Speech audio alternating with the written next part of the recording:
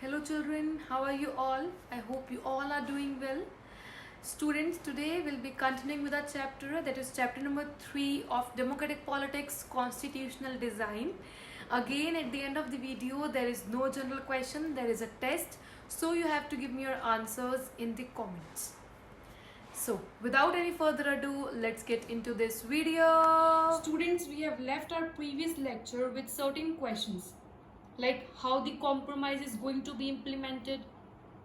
Then even if whites and blacks trusted each other, is there any guarantee that the trust will not be broken in future? Whether the rules should be in a written form or oral form? Can ruling party having right to change the rule, to amend the rule or not? So in our today's lecture, we will be answering these questions. The only solution or the answer of these questions. First point, the only way to build and maintain trust in such a situation is to write down some rules which are to be followed by everyone. Students, to build trust in such kind of situation, there has to be certain written rules which are to be followed by each and everyone. Now, why I am talking about written rules only? Students, in written things we have an evidence or proof with us, and if it is done verbally, then there will be no proof. Okay, so the first and foremost solution is to write down certain rules, and those rules are to be followed by each and every one. Secondly, these written rules provides us with various benefits. Not only this, we get so many benefits from these written rules. Now you will must question, ma'am, what kind of benefits are derived from these written rules? Right? This is your question? Okay. The benefits which are derived from these rules, from these written rules, are first, election of rulers will be dependent on these rules. In rules के according ही rulers का जो election procedure है, किस तरह से elect किए जाएंगे, वो सब चीज डिपेंडेंट होगी इन रूल्स के ऊपर. Second, they determines the power of elected government. Elected government की क्या पावर है, क्या उनके फंक्शंस हैं, क्या ड्यूटीज है, वो ये क्लैरिफाई करता है, ये लिमिट करता है कि आपकी पावर यहीं तक कन्फाइंड है, आप इसके ऊपर नहीं जा सकते. ठीक है. Third, decides the right of different citizen की जो फंडामेंटल राइट्स होती हैं वो भी ये रूल्स प्रोवाइड करते हैं. और fourth, elected government would have no right to change.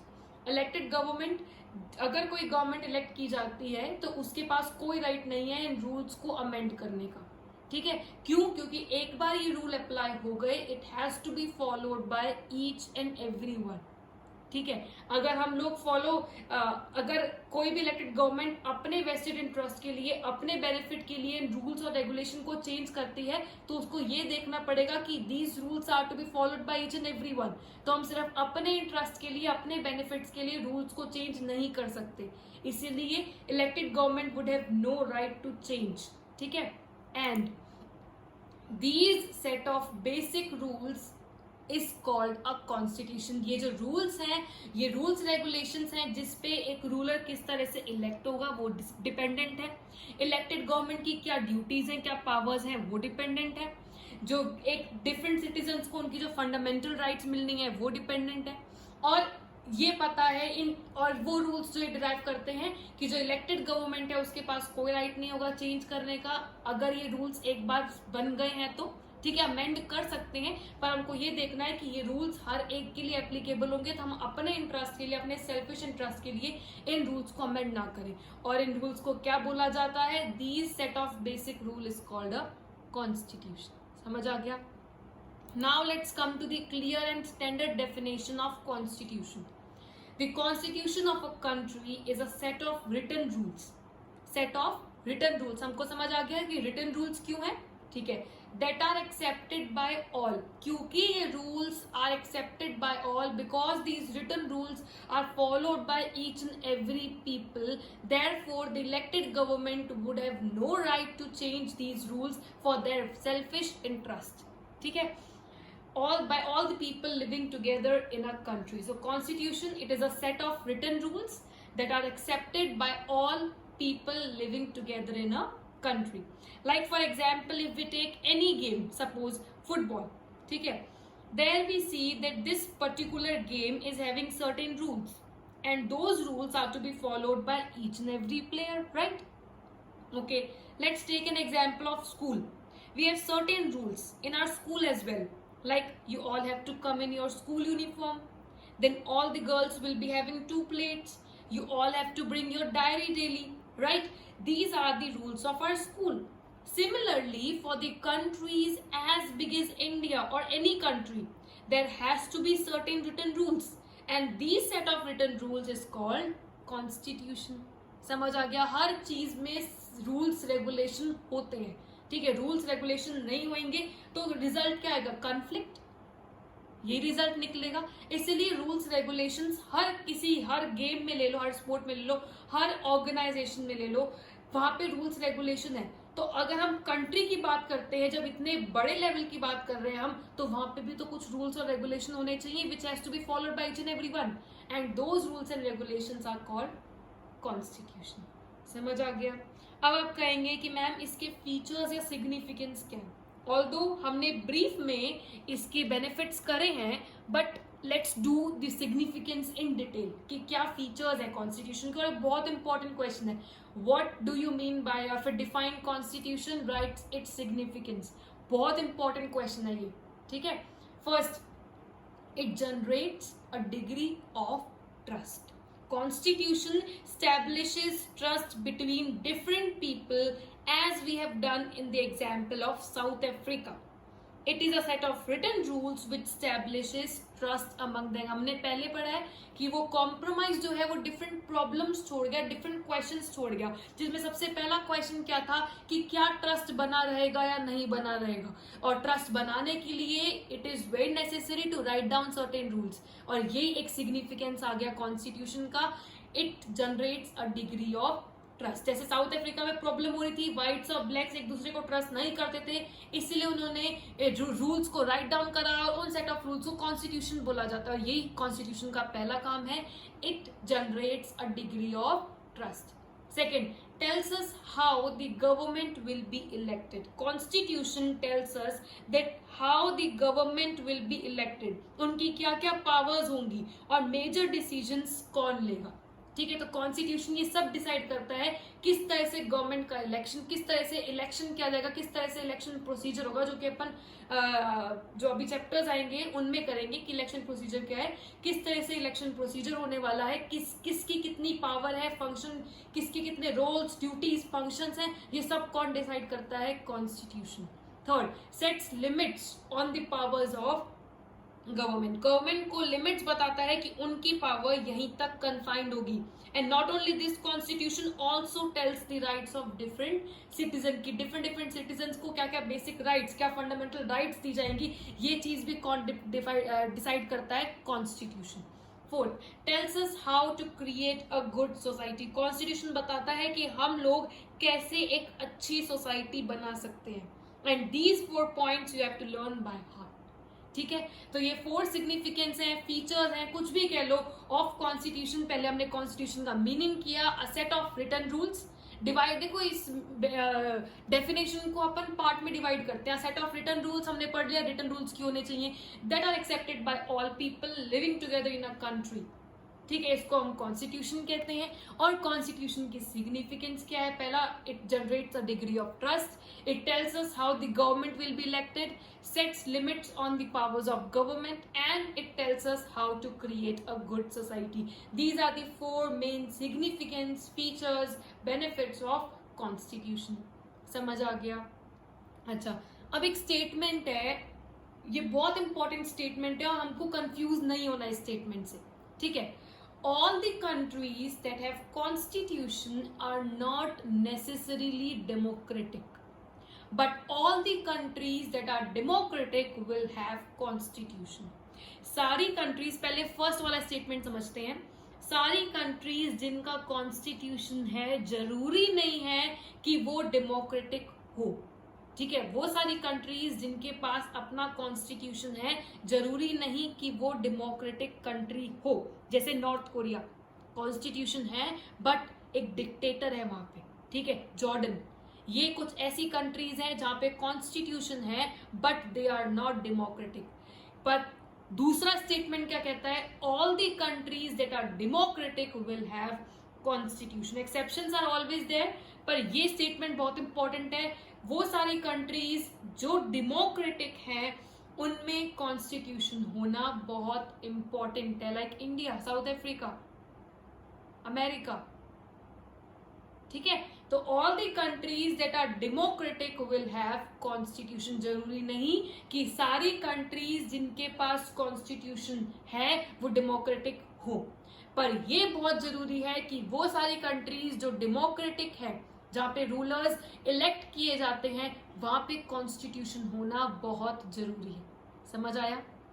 First और सेकंड दोनों स्टेटमेंट समझ आया अच्छे से? ठीक है।